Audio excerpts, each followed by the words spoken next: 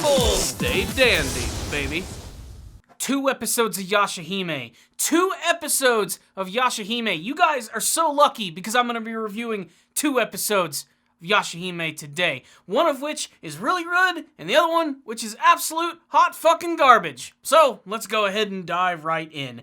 It's no secret, the last couple of months, I think that Yashahime has been kind of weak in terms of its storytelling, its production value, its action scenes.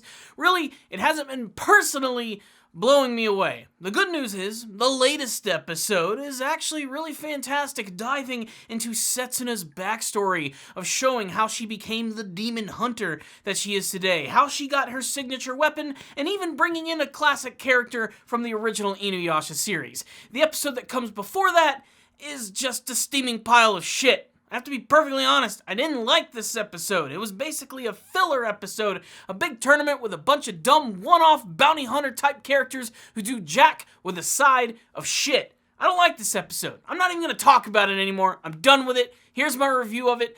It sucked. It's filler. You could skip it. It's so bad that you don't even have to watch it and you're not even going to miss anything. So if you liked that episode and you're disappointed by my thoughts, well, I'm just sorry. That episode just fucking sucked. But let's go ahead and move on to the latest episode of Yashahime, which I think has been one of the best episodes that I have seen in months. I've been really interested to learn a little bit more about Setsuna's backstory, about how she grew up, how she met Kaede, how she got her signature weapon and abilities, and then this is the episode that actually dives right into it. Again, showing Setsuna and Towa's relationship where they're slowly starting to warm up to one another.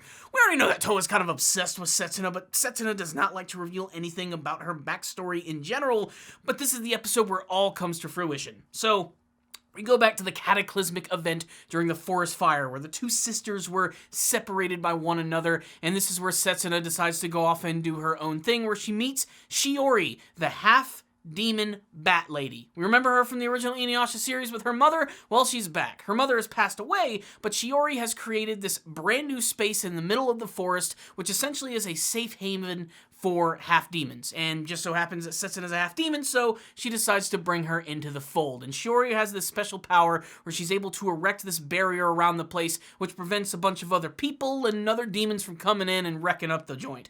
So this is really important because, again, we get to see a younger version of Setsuna growing up in an environment with all of these other half-demons and basically coming into her own as her very own character. It's really solid. I loved this stuff. And then they introduce a brand new villain just for this episode, a moth demon who goes by the name of Gagagozen.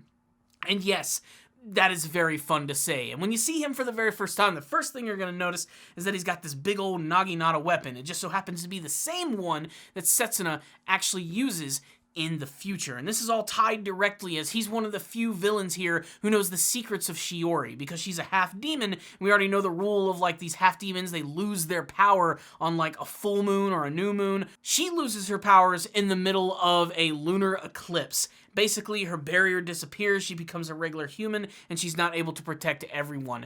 But Gagagozen knows all about this, and basically he's just a guy who likes to go around and feast on half-demons because McDonald's is closed, I guess. So Gagagozen comes in and starts to push all these half-demons around, even bringing on the wrath of a lot of the people that Shiori has been raising, and then we finally get Setsuna, who's able to unleash her true innate demon abilities, basically transforming her into a berserker monster, forms that we've seen multiple times from all the other characters in the series, in particular all the half-demons, and she basically just completely kills Gagagozen. It might be one of the most violent deaths that we've actually seen from Yashahime thus far. She literally tears the dude to shreds, and you get to see all of it happening, and it's awesome. It's worth mentioning that during this entire sequence in this battle with Gagagozen, that the animation is pretty solid the entire time. I have to say, it was a pleasant surprise, especially when compared to some of the shit that I've seen from the last couple of episodes. What's also really cool about this scene is they actually sort of addressed that one event we had a couple of episodes ago where Moroku was able to put a seal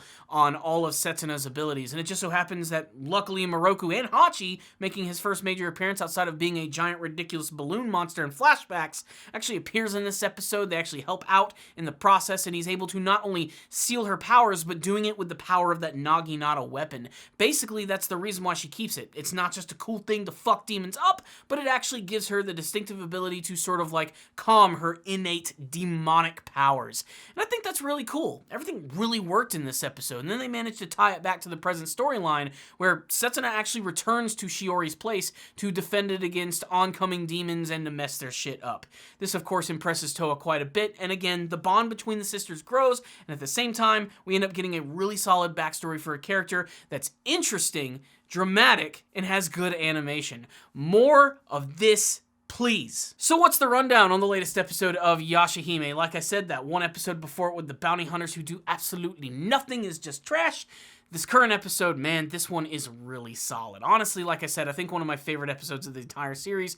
It does feel a little late in the game. Like, I feel like this is an episode maybe we should have gotten at the very beginning of Yashahime, especially considering we're getting so much closer to the finale of this season, and we still don't even know if there's going to be more after this or if they're going to just try and conclude this entire storyline within this singular season. I'm not sure if I want more of Yashahime, if I want it to just wrap up right here, but that remains to be seen. Who knows? They might be able to just really give us one hell of a finale here, and I think they're going to have to do that if they're going to want to try and win back some of their fans, because the fact of the matter is, Yashahime is not a perfect anime series. It rests almost entirely on the laurels of nostalgia, and in that sense, it certainly worked, especially in this episode, bringing back the character of Shiori, who, while obscure to new viewers, was from a classic episode of Inuyasha, and giving her a very prominent role in this episode and tying her story into one of the main characters of this one, felt natural, and it was really cool. And like I said, I think the thing I had to praise this episode enough for is the storytelling,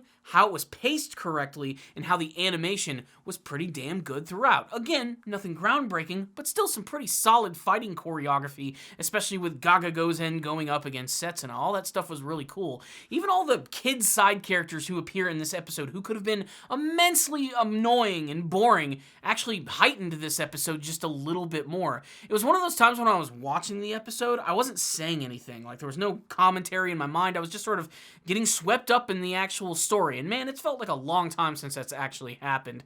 Again, like I said, I'm not trying to dog Yashahime too much. I still think that it's a pretty fun anime series. It certainly has a lot of imperfections, but this is, I think, one of the stronger ones that we've seen in a long time in terms of a story standpoint, going into a backstory, tying it into classic elements of the series, while also just building upon things and making it more interesting.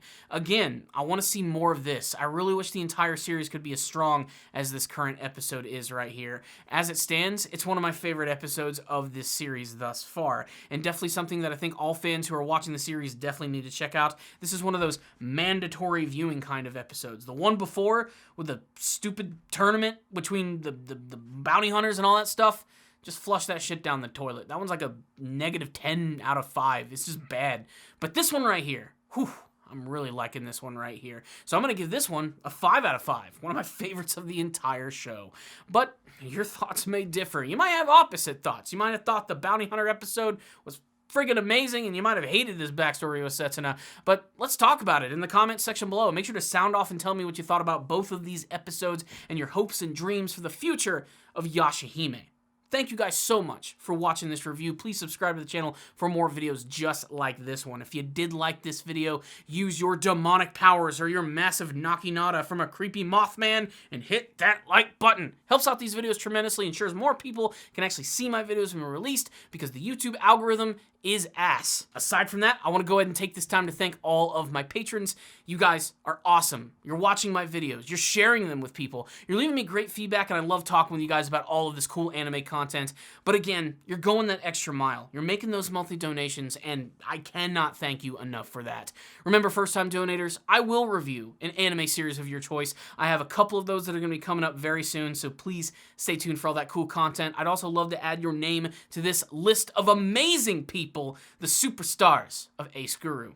So thank you guys so much for watching this review. I'll see you all next time. And as always, stay down there, baby.